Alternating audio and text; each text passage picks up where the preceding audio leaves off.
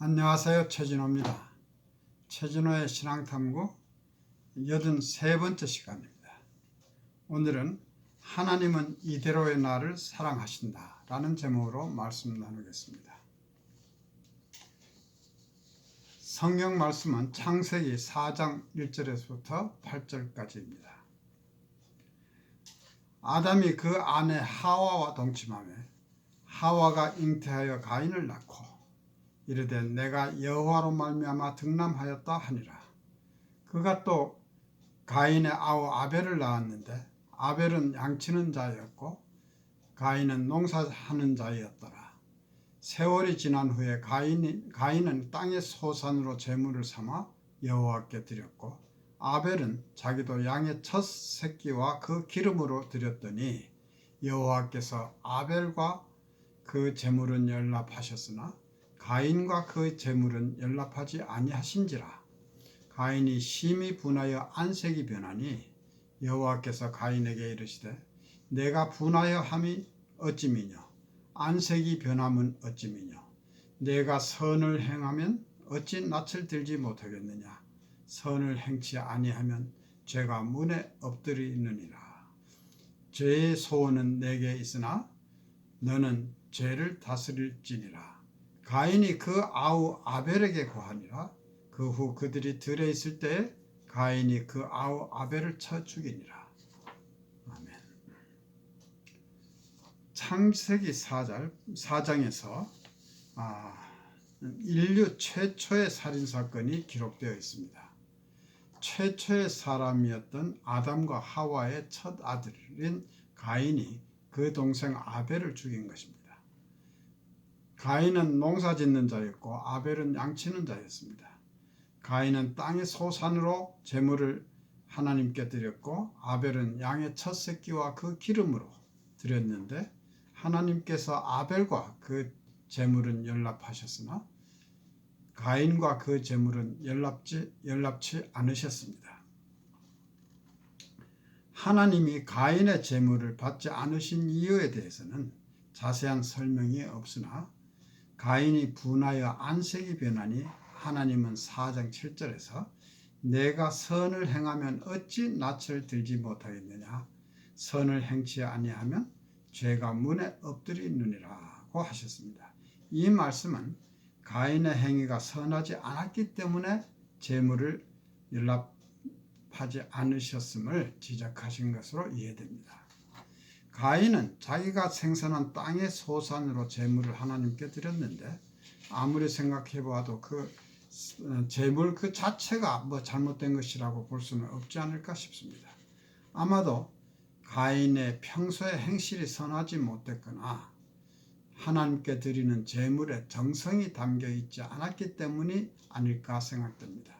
그러나 가인은 자신의 잘못을 회개하지 않았고 오히려 동생을 유인하여 들에 있을 때 그 아우 아벨을 쳐 죽였습니다. 아벨이 죽임을 당할 만큼 가인을 노엽게 했거나 피해를 주었다는 기록은 어느 곳에도 없습니다. 단지 가인은 하나님이 자신의 제물을 연락하지 않으셨다는 이유로 동생인 아벨에게 분풀이를 한 것입니다. 왜 그랬을까? 만일 하나님이 아벨의 제물도 같이 연락하지 않으셨다면 그래도 아벨을 죽였을까? 아마 그러지는 않았을 것 같습니다. 단지 자기의 제물은 받지 않으시고 아벨의 제물을 받으셨다는 것이 아벨을 죽인 이유인 것입니다. 이때 하나님이 두 사람 중 한 사람의 제물만을 받으시겠다고 하심으로써 두 사람을 경쟁시키신 것도 아닙니다.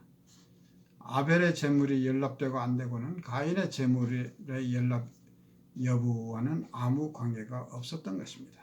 두 사람의 제물이 다 정성이 담겨 있고 하나님께 기쁨이 되었다면 하나님은 두 사람의 제물을 다 받으셨을 것이고 만일 그 반대였다면 두 사람의 제물을 다 받지 않으셨을 것이라 생각됩니다. 단지 아벨의 제물은 받으시기에 합당하니까 받으셨고 가인의 제물은 그렇지 않으니까 받지 않으신 것입니다. 가인은 자기의 제물이 연락되지 않았을 때 그 이유가 무엇인가? 자기에게 어떤 잘못이 있었는가를 살폈어야 했습니다. 하나님은 그에게 내가 선을 행하면 어찌 낯을 들지 못하겠느냐고 하심으로써 가인의 행위가 선하지 못했다는 것을 지적해 주셨음에도 불구하고 그는 반성하지 않았고 오히려 자기의 재물은 연락되지 않았는데 동생의 재물이 연락되었다는 사실을 인정할 수 없었던 것입니다. 오직 질투심 때문에 동생을 죽인 것입니다. 사람의 질투심은 이토록 무서운 것입니다. 아무리 그렇다고 하더라도 동생을 질투해서 죽이기까지 할까? 좀 지나치다고 생각할 수도 있습니다. 그러나 우리 주변에서 악한 일들이 너무나도 많이 일어나는 것을 보면 사람의 질투심은 이보다 더한 일이라도 저지를 정도로 무서운 것이라는 것을 깨닫게 됩니다. 어떤 사람은 물리적인 방법으로 사람의 생명을 끊기까지는 하지 않더라도 온갖 사실이 아닌 거짓말을 퍼뜨려 모함해서 인격적인 살인을 저지르기도 합니다. 성경에 기록된 사실만으로 추정하건대 아벨은 대체로 성품이 착했으리라고 추정할 수 있습니다. 그러나 아무리 착한 성품을 가진 아벨이라도 항상 착하기만 했고 잘못을 저지른 일이 전혀 없다고 생각할 수는 없습니다. 반면에 가인은 성격이 과격하고 포악했으리라고 짐작이 됩니다.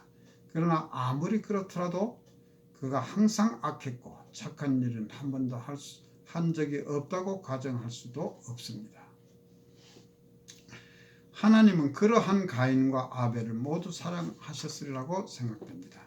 그런 중에 두 사람이 올린 제물과 두 사람의 마음을 헤아려 보신 하나님은 아벨의 제물에는 정성이 담겨 있다고 판단되었기에 연락하시고 가인의 제물에는 정성이 없다고 판단되었기에 거절하셨을 것입니다. 하나님은 결코 사람을 비교하시는 분이 아니십니다. 하나님은 가인의 제물과 아벨의 제물을 비교하셔서 아벨의 제물이 가인의 제물보다 더 낫다고 판단하셔서 아벨의 제물만 받아들이신 것은 아니라고 생각이 됩니다. 7절의 후반부에서 하나님은 선을 행치 아니하면 죄가 문에 엎드리느니라. 죄의 소원은 내게 있으나 너는 죄를 다스릴지니라 라고 하셨습니다. 이 말씀은 쉽게 이해하기 어려운 표현으로 되어 있는데 이 말씀은 우리가 행실을 선하게 하지 않으면 죄가 문 앞에 웅크리고 있어서 우리를 공격하려고 노린다는 뜻으로 이해할 수 있습니다. 죄는 우리를 굴복시키려고 노리고 있는데 우리는 죄에 굴복하지 말고 오히려 죄를 다스려야 한다는 뜻으로 이해하는 것이 옳을 것 같습니다. 이때 만일 가인이 하나님이 왜 자기의 재물은 연락하지 않으셨는가를 생각하고 반성하여 다시 정성껏 재물을 준비하였다면 하나님은 가인을 용서하시고 두 번째 재물을 기쁘게 받으셨을 수도 있습니다. 그런데 가인은 자기와 아벨을 비교하였습니다. 자기와 아벨의 행위나 하나님께 제물을 드릴 때 그 정성을 비교한 것이 아니라 결과만을 비교해서 하나님이 자기의 제물을 거절하셨는데 아벨의 제물을 받으셨다는 것 사실에 분노한 것입니다.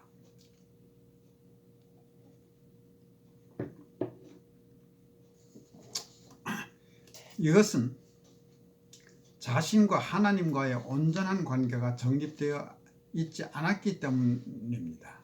자신과 하나님의 1:1의 절대적인 관계가 형성되어 있지 못한 가운데 그 사이에 아벨을 등장시켜서 상대적인 관계로 인식되어 있었던 것입니다. 믿음이란 하나님과 나와의 올바른 관계입니다. 여기에는 어느 누구도 개입할 수 없습니다. 누구와 비교할 수도 없고 비교해서도 안 됩니다. 하나님은 한 사람 한 사람의 중심을 보시고 생긴 그대로를 받아주십니다. 하나님은 결코 우리를 비교하지 않으십니다. 우리가 아무리 악하고 부족하더라도 하나님은 이대로의 우리를 사랑하십니다. 그리고 있는 그대로 하나님께 나오기를 원하십니다. 그래서 내가 하나님과 온전한 관계에 있을 때 하나님은 나를 변화시켜 주십니다. 내가 먼저 변화한 후에 하나님 앞에 나가는 것이 아니라 내가 하나님 앞에 나감으로써 하나님께서 나를 변화시켜 주시는 것입니다. 하나님이 이대로의 우리를 사랑하신다는 말씀은 우리가 의로워지려는 노력을 할 필요가 없다는 말은 아닙니다. 우리가 죄인인 이 상태로 나가더라도 하나님은 우리를 받아주시고 구원해 주십니다. 그리고 구원받은 자를 하나님은 변화시켜 주시는 것입니다. 구원받은 우리는 하나님의 도움을 받아 변화되기 위해서 노력해야 하는 것입니다. 변화되어야만 구원을 받는 것이 아니고 구원받은 자가 변화되는 것입니다. 예수님은 누가복음 18장 9절에서부터 14절까지 해서 성전에 기도하러 간 바리새인과 세리의 이야기를 비유로 말씀하십니다. 바리새인은 당당하게 서서 하나님이여 나는 다른 사람들 곧 토색, 불의, 간음을 하는 자들과 같지 아니하고 이 세리와도 같지 아니함을 감사하나이다. 나는 일에 2번씩 금식하고 또 소득의 11조를 드리나이다 라고 기도했고, 세리는 멀리 서서 감히 눈을 들어 하늘을 우러러 보지도 못하고 다만 가슴을 치며 하나님이여 불쌍히 여기옵소서 나는 죄인으로소이다 라고 했습니다. 그런데 예수님은 세리가 바리새인보다 의롭다 하심을 받았다고 하십니다. 자신을 세리와 비교해서 스스로 의롭다고 생각한 바리새인은 사실은 나는 이렇게 경건한 신앙생활을 하고 있습니다 라고 기도라기보다는 자랑이라 할 수 있을 만큼 교만함을 보였습니다. 그는 의롭다함을 받지 못하였으나 세리는 하나님 앞에 아무것도 내세울 것이 없는 자신을 그대로 드러내놓고 죄인임을 인정할 때 하나님과의 바른 관계가 이루어진 것입니다. 이 세리는 하나님으로부터 의롭다 하심을 받았습니다. 그래도 나는 이만큼은 의롭지 않습니까? 하고 내세울 것이 있다고 생각하는 사람은 큰 착각에 빠져 있는 것입니다. 이렇게 자기 자신을 의롭다고 하는 것을 자기의 self-righteousness라고 합니다. 하나님은 이러한 교만을 가장 싫어하십니다. 우리는 모든 자랑이나 교만을 다 버리고 아무것도 없이 하나님 앞에 서야 온전히 하나님의 은혜를 받을 수가 있는 것입니다. 사람들은 자기가 뭔가를 이루어야만 의로워진다고 생각하는 경향이 있습니다. 오랫동안 신앙생활을 해왔고 복음의 원리를 이해하는 사람이라도 마음 깊은 곳에서 자기의 공로, 즉 자기의 의로 구원받는다는 의식이 자리 잡고 있어서 자기도 모르는 사이에 그러한 자세로 돌아가기 쉽습니다. 사도 바울은 갈라디아서 2장 16절에서 사람이 의롭게 되는 것은 율법의 행위에서 난 것이 아니요 오직 예수 그리스도를 믿음으로 말미암는 줄 아는 거로 우리도 그리스도 예수를 믿나니 이는 우리가 율법의 행위에서가 아니고 그리스도를 믿음으로써 의롭다함을 얻으려 함이라. 율법의 행위로서 의롭다함을 얻을 육체가 없느니라고 하였습니다. 우리의 행위로서는 의롭다함을 얻을 육체가 없다고 단언하는 것입니다. 하나님은 나를 무조건적으로 사랑하십니다. 하나님은 나의 도덕적 성과에 따라서 나를 평가하시지 않습니다.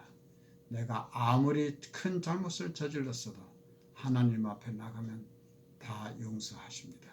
누가복음 15장의 탕자에 비유해서 탕자는 아버지의 재산을 분배받아 집을 나가서 허랑방탕하게 다 허비해버리고 나서 스스로 생각하기에 나는 아버지의 아들이라 하기에는 자격이 없으니 집에서 부리는 일꾼의 하나로 나를 써달라고 하리라 생각하고 아버지께 돌아왔으나 아버지는 그의 아들이 돌아오는 모습을 멀리서 보고 뛰어나가 반기고 살찐 송아지를 잡아서 잔치를 벌입니다. 이와 같이 한 사람의 죄인이라도 회개하고 돌아오면 하나님께 큰 기쁨이 되는 것입니다. 우리는 내가 이토록 많은 죄를 지었는데 어떻게 감히 하나님 앞에 나가랴 하고 머뭇거리기도 합니다. 어쩌면 이것이 나에게 남아있는 최소한의 양심이라고 생각할 수도 있을지 모릅니다. 그러나 하나님은 말씀하십니다. 내가 죄인인 것은 내가 다 안다. 그러니 지금 있는 그대로 내게로 오너라. 그러면 내가 너를 용서하고 변화시켜 주리라. 예수님도 나는 의인을 부르러 온 것이 아니고 죄인을 불러 회개시키러 왔노라 라고 하셨습니다. 이것이 얼마나 큰 은혜입니까? 감사합니다.